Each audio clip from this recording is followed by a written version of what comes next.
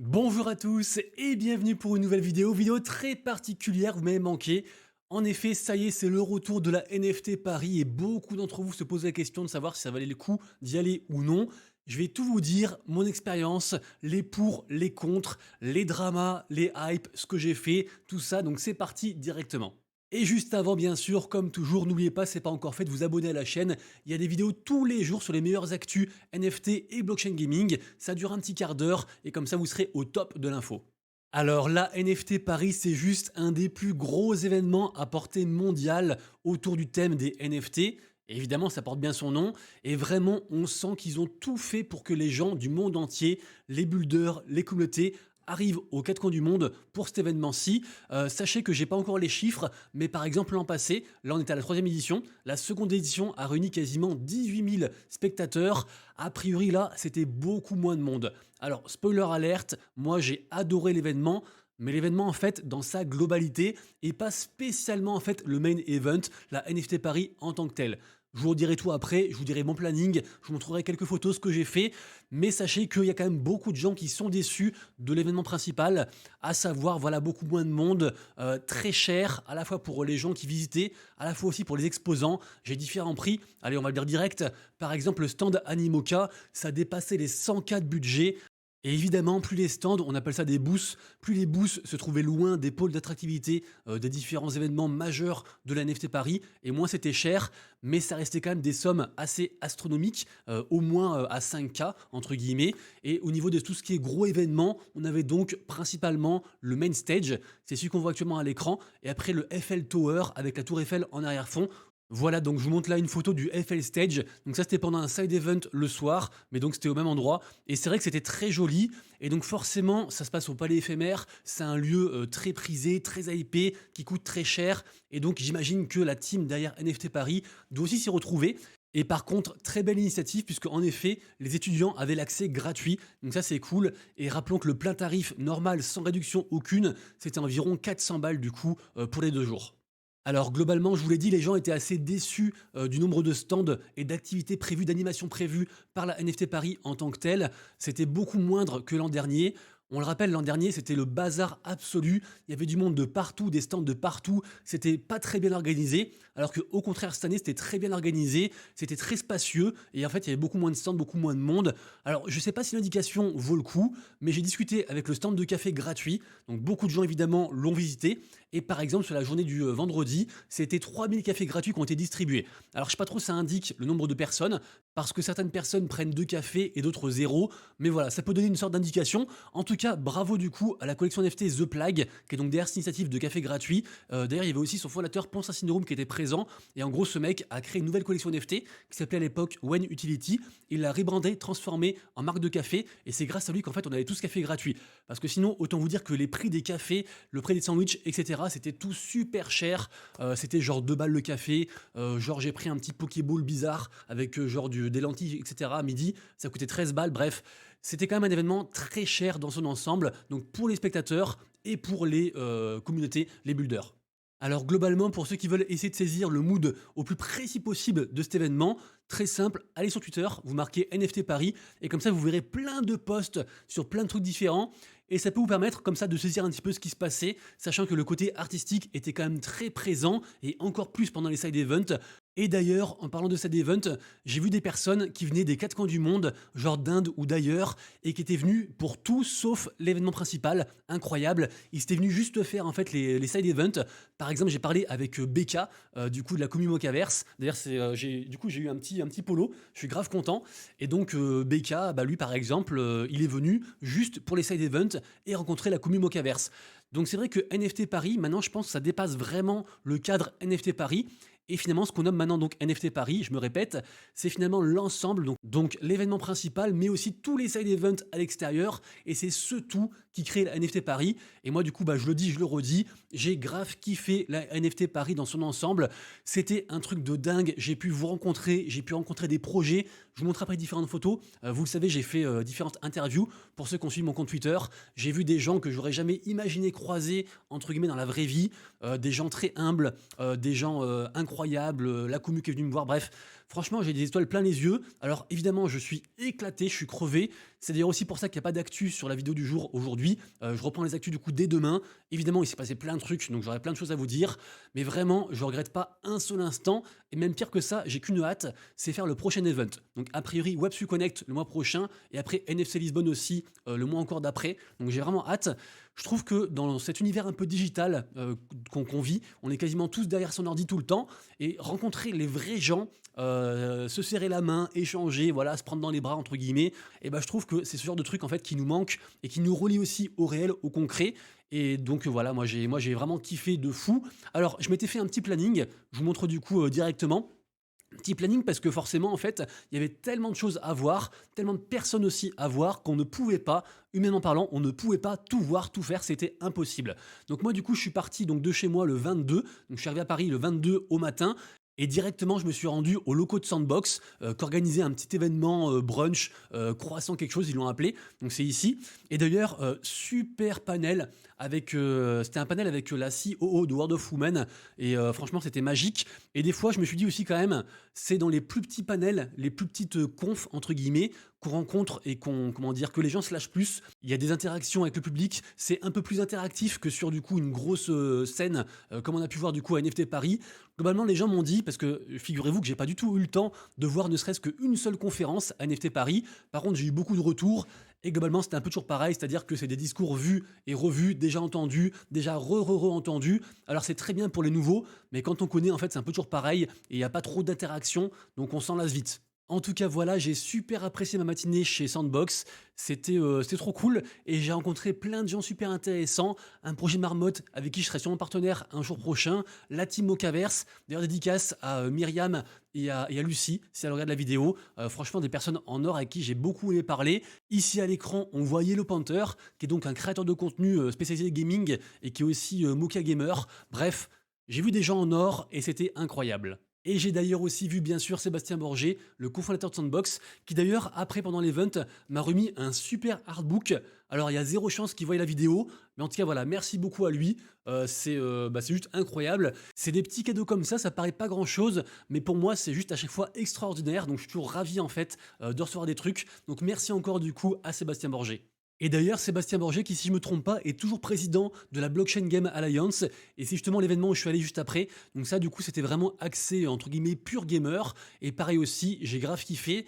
Je dois aussi vous dire que je me suis fait rejoindre par un poteau. Maintenant, c'est plus qu'un créateur de contenu, maintenant c'est vraiment devenu un ami, tellement on fait tous les événements ensemble. Je parle bien sûr de Jeux Crypto FR, un youtubeur aussi qui a un amour. Donc après, on a quasiment tout fait ensemble, c'était incroyable, on a même dormi ensemble. Mais vous inquiétez pas, bien sûr, je montre le bon doigt, pardon. Je suis marié, donc voilà, tout bien, tout honneur. En tout cas, donc avec Jeux Crypto, on est parti donc à la Blockchain Game Alliance, donc pour voir du coup pas mal de jeux, discuter avec les gens, rencontrer, enfin bref, c'est trop cool. On a vu du coup la personne qui gère le projet Arc 8, par exemple, qui est donc l'appli gaming mobile dont je vous ai beaucoup parlé il y a environ, je crois, 2-3 mois. Cette journée du 22 est passée super vite, et vu que je m'étais levé tôt, j'étais fatigué, et donc j'ai préféré me coucher tôt pour être en forme pour les prochains jours. Et vous le verrez, j'ai eu raison, c'était très fatigant, incroyable, mais très fatigant. Juste là, j'ai marqué speaker dinner parce que évidemment, je n'étais pas invité, mais faut savoir que le 22, il y avait un gros dîner organisé avec genre tous les VIP, les speakers, etc. Ça devait sûrement être incroyable vu la qualité des speakers qui étaient présents, mais malheureusement, je peux pas en parler parce que j'étais pas présent à ce dîner. On passe ensuite à la journée du 23, qui était donc entre guillemets la journée principale. C'est sur cette journée que vraiment j'ai rencontré le plus de personnes, et je pense que certains l'ont vu sur mon compte Twitter. J'avais envie de vous montrer un petit peu ce qui se passait sur l'événement, de faire en sorte de vous ramener entre guillemets dans cet événement NFT Paris. Donc j'ai fait un petit concept assez sympa. J'allais voir en fait entre guillemets les gros builders, les gens importants entre guillemets de l'écosystème, et je leur posais 3 questions qui sont très révélatrices en fait de leur personne et pas forcément de leur projet, bien encore qu'il y a un lien. Et c'était intéressant parce que du coup 3 questions très simples avec un seul mot en tant que réponse. Et du coup, ça change un peu de l'ordinaire, donc ils étaient aussi contents en général de participer à ça. Par exemple, ici, on voit Yatsu et on apprend que son plat préféré, c'est les sushis. Ici, Sébastien Borgé, plat préféré, la faux soupe, que je ne connaissais pas. Ici, Samy, donc le créateur de Cross Yajis. Et d'ailleurs, donc plat préféré, le kimchi. Encore une fois, un plat asiatique. Et surtout, Samy, du coup, enfin, ça y est. Il m'avait promis un cadeau il y a environ 1 an. Ça y est, du coup, je l'ai reçu. Il m'a dit, comment ça se fait, tu l'as pas reçu? Je te l'envoie direct. Là, je suis rentré chez moi et le colis était déjà arrivé, donc incroyable. Et c'est pour ça, magie du montage. Je vous montre ça directement. Let's go. Voilà les gars, ça y est, enfin la veste Cross the Edges. Attendez, je mets en grand quand même, ce sera plus simple pour vous. La veste Cross the Edges avec carrément aussi la petite dédicace Monsieur Rabbit, incroyable. Il m'a aussi envoyé la casquette, est ici, la casquette CTA. Donc vraiment, franchement Samy, si tu regardes la vidéo, grosse dédicace à toi. Merci énormément, je suis très fier de l'avoir. En plus je pense que c'est une veste assez rare. Regardez-moi l'intérieur. On a tout l'univers, en fait, toute la carte en fait de l'univers Cross Edges. Franchement, c'est trop cool. Donc, du coup, j'ai fini la vidéo avec la veste. Et encore merci à Samy, du coup, qui est un mec en or. Alors, Samy, je l'ai vu pendant tout la NFT Paris. Il était avec des petits groupes comme ça. Et il parlait, il parlait, il parlait. Il allait voir les gens et tout. C'était incroyable. Il a une énergie vraiment débordante. J'ai aussi rencontré Kungs. Enfin, ça y est. Kungs, le fondateur de Hugapets, enfin maintenant c'est Wellsui. J'ai aussi vu Léo de Concession, plat préféré le ramen, encore une fois. Décidément, la nourriture asiatique est au cœur, enfin au sommet de la chaîne alimentaire pour du coup les gens du Web3. J'ai aussi vu Farok, fondateur de Rock Radio, un très gros média. Ce mec a une très grosse influence. En plus, il parle français, donc du coup très sympa, très abordable. Plat préféré, ça change, le kebab iranien. Après, forcément, il est iranien, donc il prêche un peu pour sa paroisse. Mais en tout cas, un mec super sympa. J'ai aussi vu du coup Tim Pearce, donc l'artiste et fondateur de Shimpers, une très belle collection NFT. Bref, vous l'avez compris, j'ai eu plein de monde, y compris aussi bien sûr Kevin de Pixelmon. D'ailleurs, on en reparle aussi après, il y avait aussi un side event. Bref, j'ai rencontré des gens que j'aurais jamais imaginé rencontrer de toute ma vie. Alors j'exagère un peu volontairement aussi parce que bah je suis un peu comment dire. Vous savez, moi je suis très bullish de manière naturelle. Je suis très positif et je trouve ça vraiment magique de rencontrer des gens comme ça. Par exemple, je sais pas, ne serait-ce que l'exemple de Yatsu. Ce mec pèse plusieurs millions et c'est un amour. Il t'écoute, il te parle, il est accessible, bref, hein, voilà. Donc rencontrer les builders, c'était juste fou. Et après, donc le soir, justement, on avait le fameux événement Mocaverse. Alors je crois que j'ai une petite photo à vous montrer directement, je vous montre ça. Voilà, donc petite photo, ici au milieu, on voit donc Tyler, donc de la Team Mocaverse, et à droite, on voit Gojo, de Team Mocaverse également. Il y avait beaucoup de monde présent à cette soirée. Il faut savoir qu'à la base, c'était prévu sur une péniche, et finalement, à cause de la pluie, parce qu'il a fait que pleuvoir à Paris, c'était horrible, ils ont changé de lieu, et ils ont trouvé un lieu incroyable, et voilà, donc il y a pas mal de beau monde. On avait aussi le CEO de Mitaria, dont j'ai beaucoup parlé, Mitaria et Way to Gods, avec qui j'ai pu échanger et parler, c'était incroyable. Il y avait aussi la team Play Amber, bref, il y avait eu très beau monde, également aussi Revolving Games avec le projet Skyborn.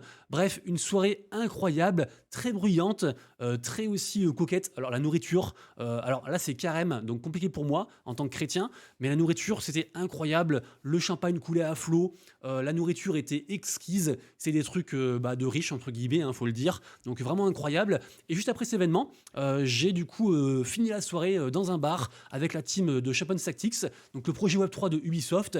Et franchement, les mecs, c'était des amours aussi. Et d'ailleurs, en parlant du projet Champions Tactics, j'ai eu donc la chance d'y jouer. C'était la première fois qu'ils montraient leur jeu en fait et leur gameplay. C'est un peu une sorte de jeu de cartes, de TCG entre guillemets. On a 3 persos avec différents sorts. Chaque carte, chaque personnage a différentes caractéristiques.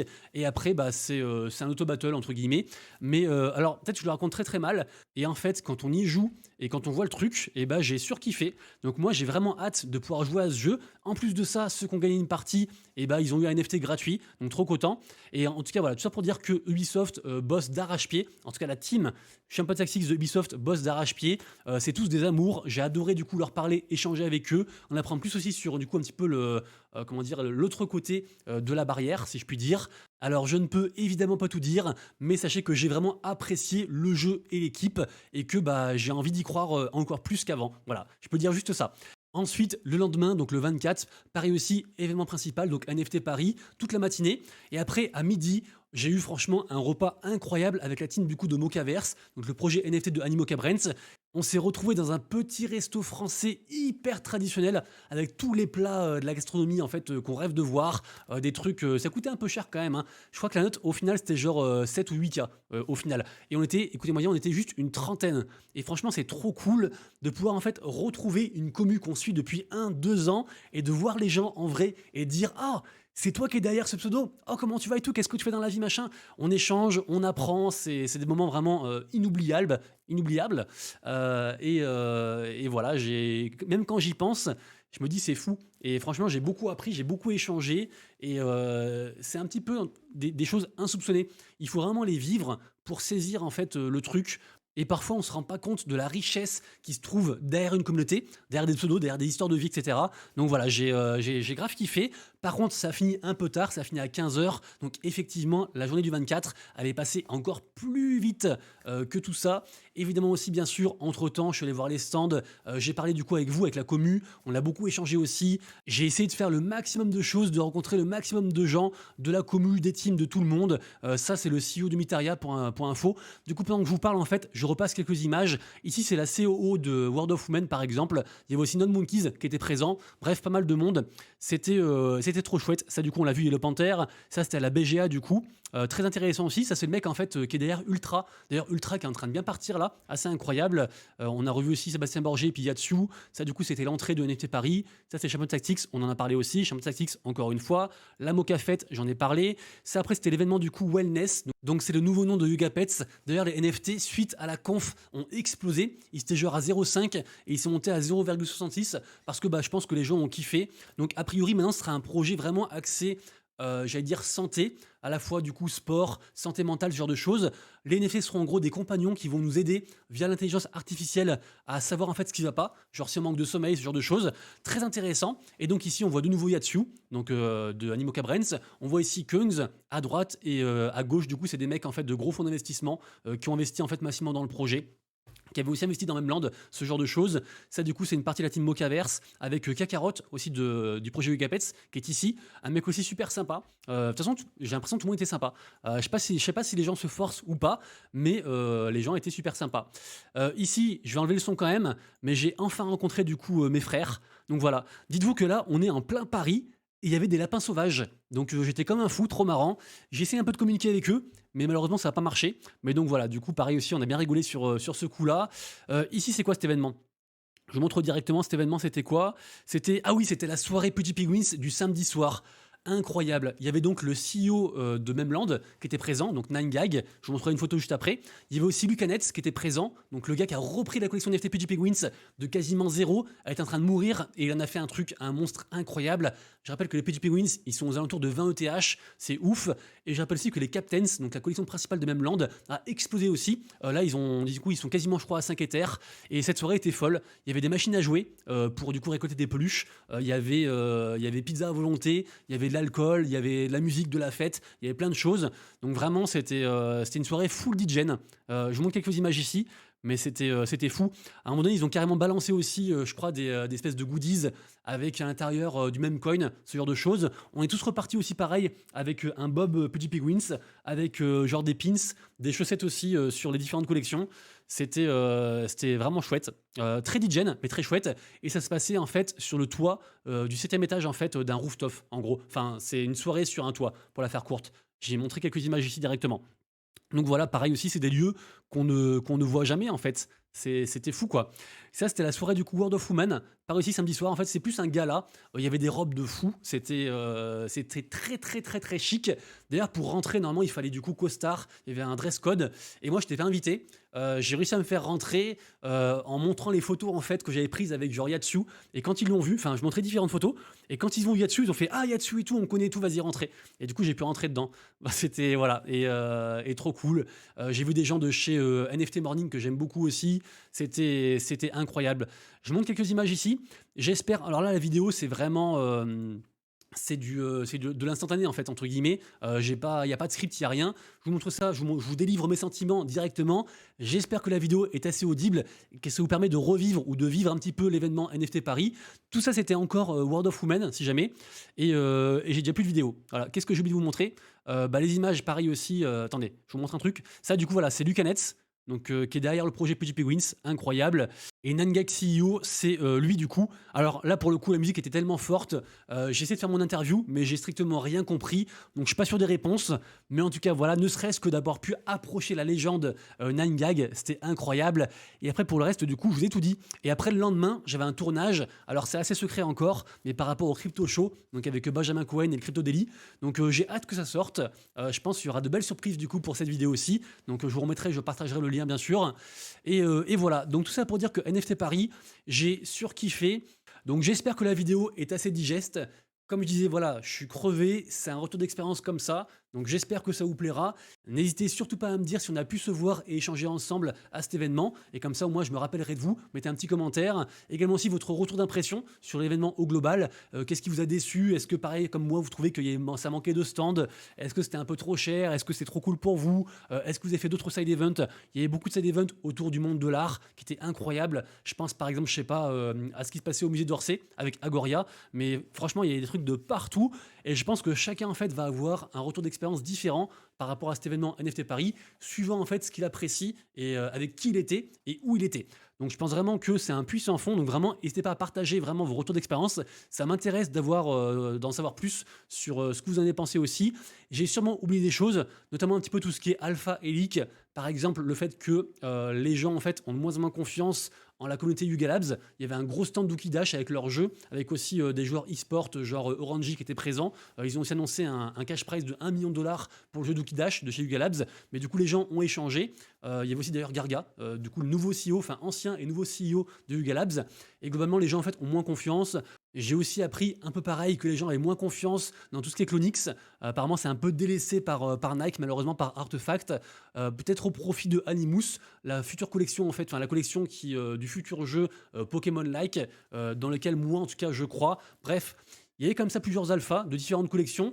Si j'y pense, si ça me revient en tête, je vous le repartagerai du coup directement, soit sur une prochaine vidéo, soit du coup directement dans le Discord ou en commentaire, pourquoi pas. Et n'hésitez pas bien sûr à poser des questions. J'ai sûrement oublié plein de choses et donc je serais ravi de vous répondre sur tout ça. Et voilà, on voit ici Dukidash par exemple.